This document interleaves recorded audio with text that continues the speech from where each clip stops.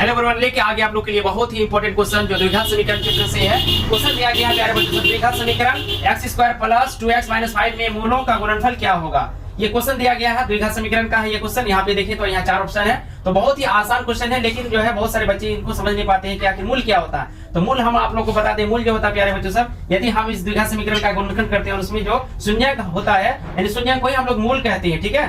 तो यहाँ पे शून्यक यानी मूलों का गुणनफल जो बोले शून्यकों का जो है गुणनफल बोला है, ठीक है। अगर बोले तो अल्फा इंटू बीटा का मान कहा है, तो अल्फा इंटू बीटा का मान क्या होगा वही हमें यहाँ पे ज्ञात करना है। तो यहाँ यदि देखिए तो द्विघात समीकरण क्या है, x² प्लस 2x माइनस 5, यही है क्वेश्चन। तो आप लोग को पता होगा द्विघात समीकरण का जो मानक रूप है वो होता है x² प्लस bx और ये है प्लस c बराबर किधर 0।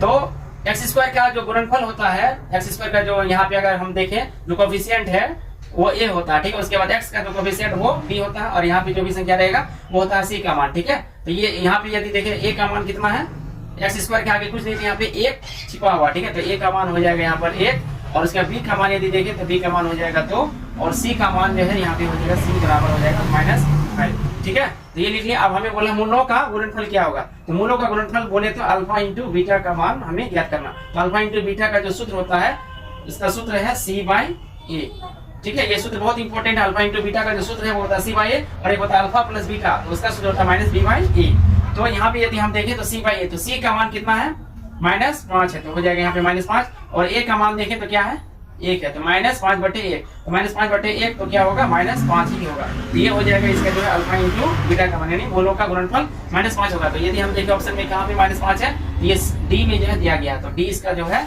सही आंसर हो जाएगा। तो आशा करते हैं यह क्वेश्चन आप लोग बहुत अच्छे से समझ गए हैं। तो मिलते हैं फिर अगली वीडियो में, तब तक के लिए जय हिंद।